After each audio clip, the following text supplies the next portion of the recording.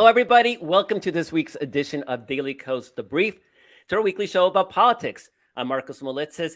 I mean, Carrie Elabel should have been here, and she's so bummed she's missing it. She's out sick for the day, and it's killing her because today's guest is Congressman Ruben Gallego. He represents Arizona's 3rd congressional district, and he is running for U.S. Senate in 2024.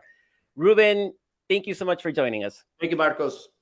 So the reason we are all so excited about you right now, we've always been excited about you. If you don't follow Ruben on Twitter, you'd think he was like an old school liberal blogger. He's freaking amazing. He doesn't give a damn. Like, he says it like it is.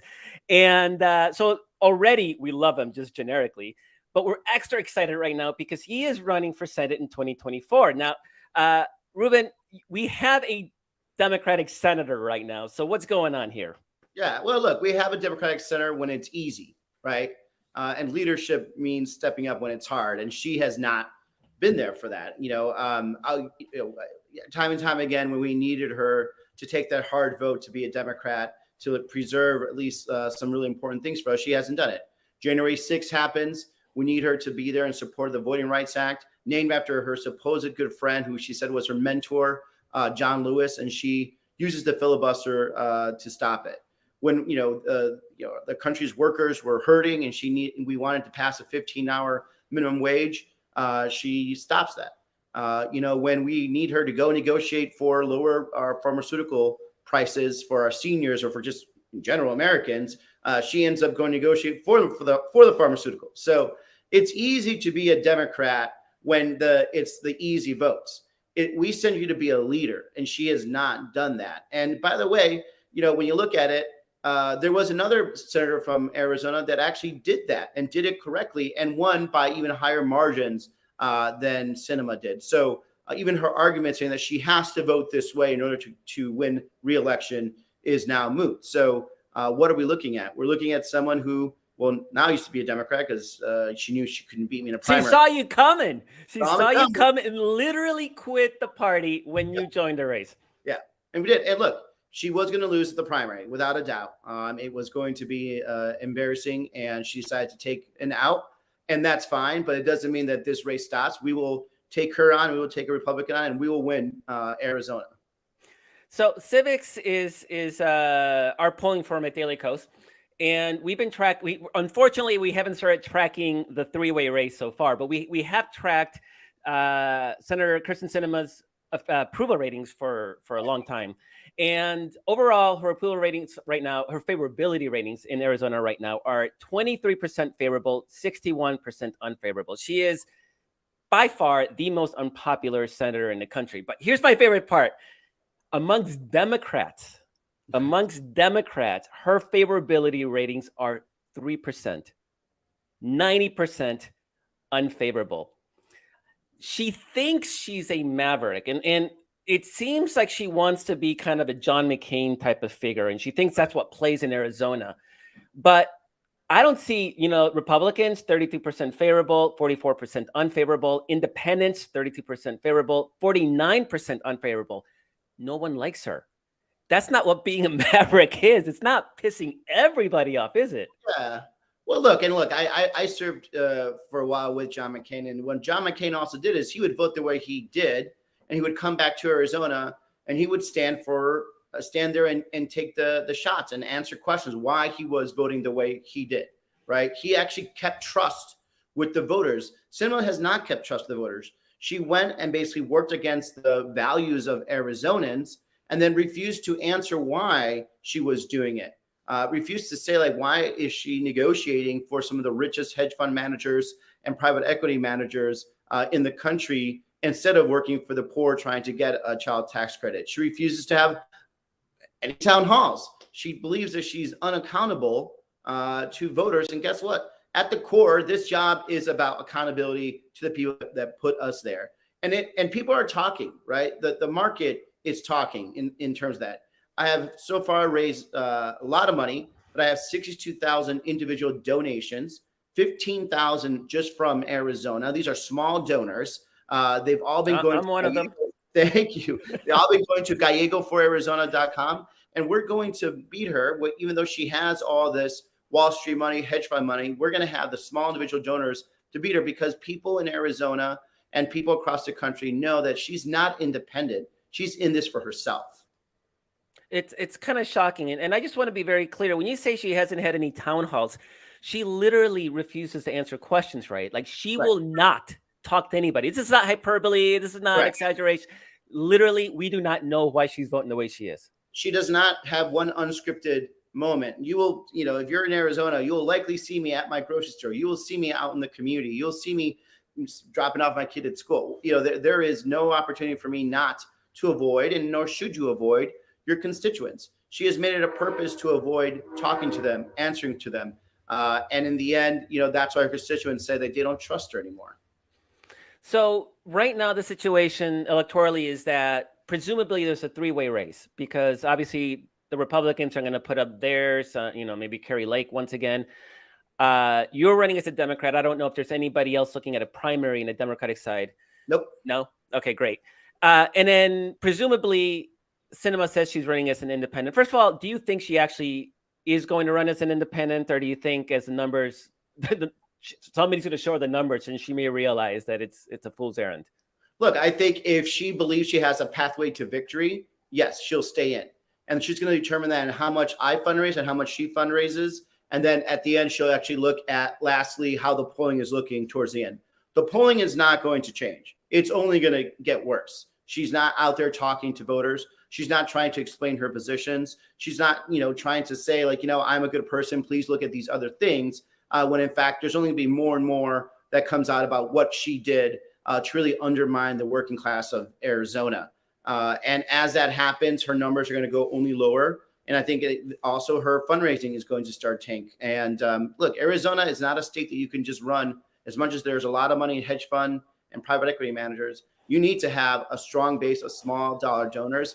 And last reporting period, she raised a total of $8,000. $8,000. I mean, that's not a winning. That's not a winning race. You're not going to raise the $90 to $100 million you need from this race when you're only raising $8,000 from small dollar donors. And this is what we're going to win on. And eventually, she'll have to make a calculation. Does she want to end her career in a very embarrassing third place, or does she want to, do the Costanza and walk out on top? And I always recommend taking the Costanza route. So the polling right now, there's been a couple of polls, and they sort of generally show you are at around 40%. Sinema in like 25% range, like mid-20s, and the Republicans in the high 30s, which is I just don't see how that stays, right? I mean, presumably, if you look at our civics numbers, she's lost all Democratic support. So there's nowhere for her to go on that. I think that bridge has been burned. It's not going anywhere. And so there are Republicans who may say they support her just because they think they're triggering the libs by doing so, but they're going to come home. And is that how you see sort of the dynamics of that race shaping out? Who pulls from where and what, and where can you gain extra support to go from that 40% to 50+1? Well, first of all, this is assuming obviously she stays in, right? And you don't need to hit 50+1. You just have to have enough to win. But I do think that once we have a fully effective campaign, we're running campaign commercials, we're defining her, we're defining myself, and our name ID is not high, but our favorables are high. We're going to work on that. Number two, we have a lot of other places we can actually quote unquote pull from. The average age of a Latino in Arizona is 25.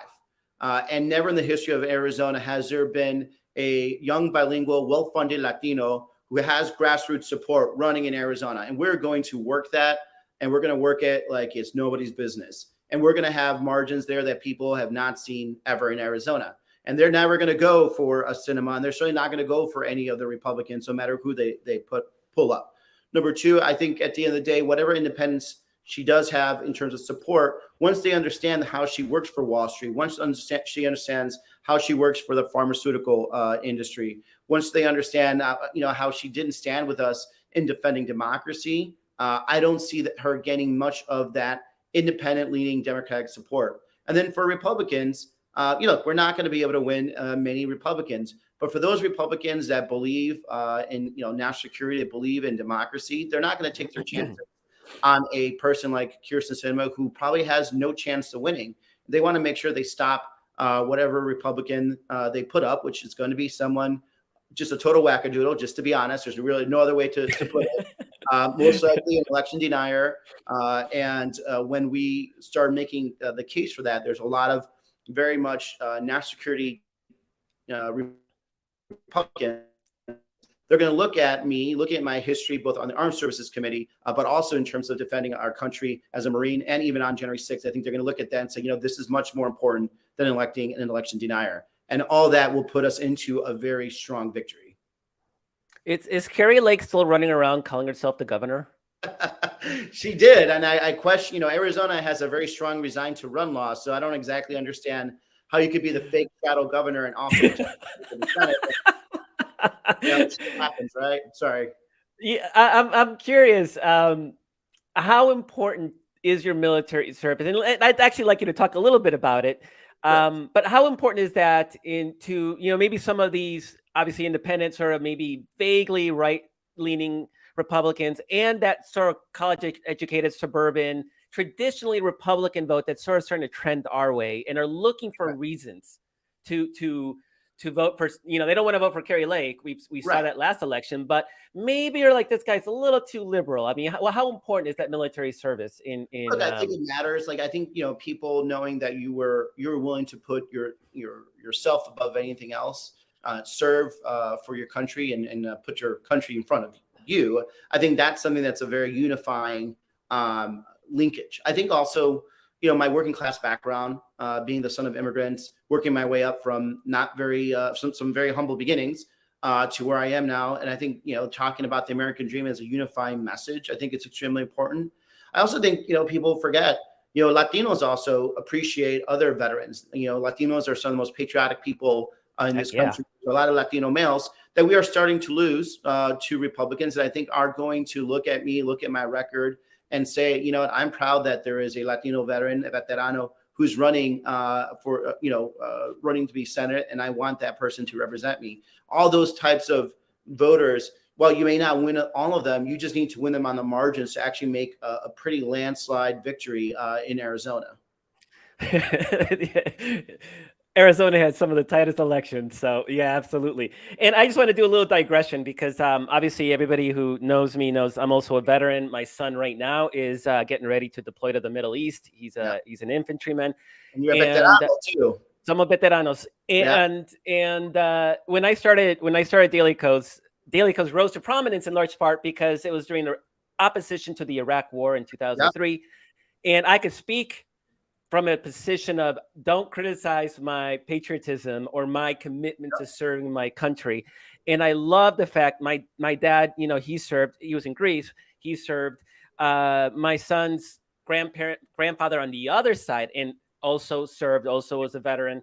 So we come from a long family of veterans. And I love that my son is carrying forth that tradition, even though we live in Berkeley. Not a lot of people, there's this perception that liberals don't, they're anti-military. And there's this shift happening right now. And particularly we're seeing it with the Ukraine war, right? Daily Coast is some of our highest traffic is our coverage on the Ukraine war. And we're seeing Democrats stand very firmly and strongly in support of Ukraine. And we're seeing this sort of growing rift in the Republican Party around Ukraine with the MAGA right being pro-Putin. Carrie Lake has got to be there, right? I mean, I think I've already seen some of her comments, like, why are we Ukraine and not doing this and not doing that? A lot of reasons we can't do it because Republicans can't get their shit together and can't get votes together and don't actually care about, other things except they don't care. Yeah, of course. Yeah. So, yes, they're there. And it's not just Carrie Lake. This is something that's really taken over a lot of the really base of the Republican Party. I do work with a lot of Republicans, to be honest, here in Congress in regards to Ukraine. They're actually very supportive. They're what I like to call the pro-freedom caucus. But in terms of some of the voters, they are listening to Tucker Carlson. They're listening to Donald Trump. And they care more about the partisan end result of stopping Ukraine from succeeding because it's another way to kind of get the libs, right? Or own the libs. But the history of the Democratic Party and the Republican Party is to make sure that we ensure freedom all around the world.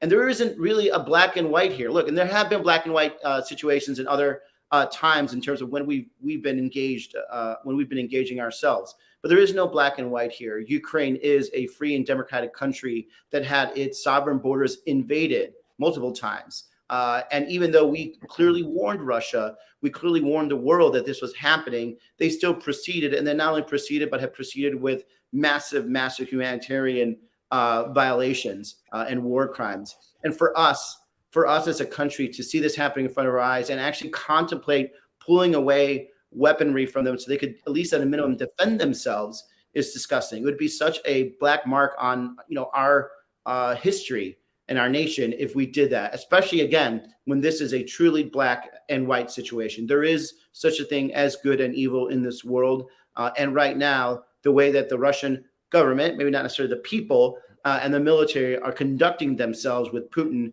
they are acting in an evil manner, and we should be proud to stand with good people that just want freedom. Yeah, amen. So you're so, like I mentioned at the beginning of the show, you're very aggressively liberal. There's no gray area. There's no equivocation. Like you are very, very open about your beliefs, and the sort of conventional wisdom is Arizona's it's a purple state. Maybe it leans slightly blue, maybe but it's right on the edge. And that maybe you're too liberal to win the state, right?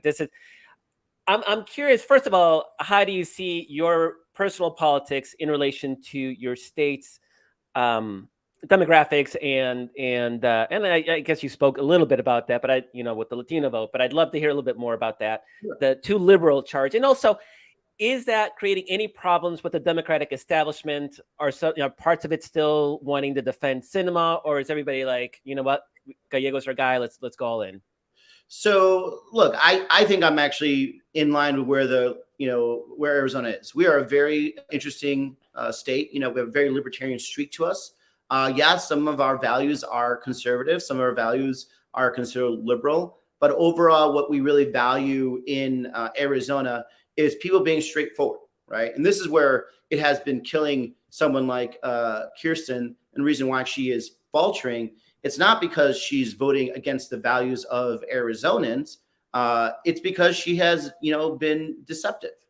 She has avoided conversations. She has not been honest and straightforward with Arizonans. Now, people may say whatever they want about me. And by the way, every time any Arizonan runs in Arizona, they're always a liberal, no matter who they are. When Kirsten ran, she was considered a communist and called a communist. Literally, yes. Same with Mark Kelly. So what we need to do is talk about our values and how that's really important to Arizonans, and actually explain who you are, so people actually attach those values to someone that they care about. And that's why Kirsten Sinema's ship has sailed when it comes to that. So I don't think I'm to anything for this state. I think I am straightforward. I'm a straight shooter. I can be a little crass. I am more of a Southside Chicago Marine, well, now south side of Phoenix Marine, than I am anything else. And where I'm from and where I live now, we are very much straight and to the point, and we don't sugarcoat it, and nor should we, because things sometimes are bad. Things sometimes do deserve kind of a shock value to get people out of the lull that they're in. And I've not been afraid to do it, and I won't be afraid to do it when I'm in the Senate. Oh my God. The thought of you in the Senate just gets me so freaking excited. I can't even. So can 2024 get here already? Gallego for Arizona. If anyone else wants to help out, we need to have a great quarter to really push it home. And with the establishment, look, we're not going to get everybody. I think a lot of people are questioning because there's a third party here. The thing that we're talking to people, and there is a lot of Dem establishment donors that have come on board, and we're extremely happy about that. And they are very excited about this race. They believe in the vision of how we're going to win this and what we can do once we win this. But, we need to continue to do that by having, a couple of good things. Number one, showing that we can raise the money, run the campaigns, and effectively take this fight both to cinema, but also the Republicans, because we have to have, a fight going all ways at the same time. So I know we're running out of time. Very, very quickly, how does you running with Biden affect your race? Is that helpful? Is that going to be a boost to your campaign? And since I know we're running out of time after that, if you once again would repeat how people can help your campaign, and so they can be part of this movement. So we're going to do a massive turn out the vote operation that's not just going to be concentrated in the last couple of months of the election. And we're going to be talking to voters that have been, new to the process, have avoided the process, or have just not, really been interested, especially younger Latinos that have registered to vote or did not vote in 2020. And when we get them out to vote, it's going to help all Democrats up and down the ticket. Again, having the campaign that could culturally talk to that community, both in the their language as well as just in everything that they understand, I think it makes a big, big difference. And so we're going to be very helpful to the top of the ticket. We're going to be very helpful to President Biden, and we're not going to avoid the president. I don't believe Democrats should be avoiding the top of the ticket. Number one, it's insulting to voters. Voters know you're a Democrat, and if there's another Democrat running that he's president, like, they're not going to be like, oh my God, I like this guy, but not this guy. Like, especially not a presidential year. Believe it or not, that's controversial in some places. Yeah, well, it's really freaking obvious. My view is when Democrats win is when we fight together, we win together. When you start trying to fight on your own, like anything else we've all been trained to fight, you could easily be isolated. So I'm not going to let that happen. So what could be extremely helpful, especially before March 31st, Gallego for Arizona. I'm going to spell Gallego because there's a lot of different versions that spelled with it. No S. Gallego is Gallego for FOR Arizona, ARIZONA.com. Gallego for Arizona.com. Please donate as much as you can. And then once we start getting our full volunteer operations going, we're going to really be hitting those doors and those phones hard. And I hope you'll help us out there. Gallego for Arizona, Gallego for Arizona, ARIZONA.com. Please donate. And I'm looking forward to when it's volunteer time, because people are going to be really jazzed about this one, because it helps you and it helps Biden win Arizona. It's like, this is like and the state house and a couple of seats. We're gonna do it all up and down that the ticket. Ruben, thank you so much for joining us. So appreciative. Thank you, Walter. Everybody who helps behind the scenes. I know, got to get Ruben out of here. So thank you so very much. And everybody who's listening and watching the show, thank you. Catch you all next week. Appreciate it.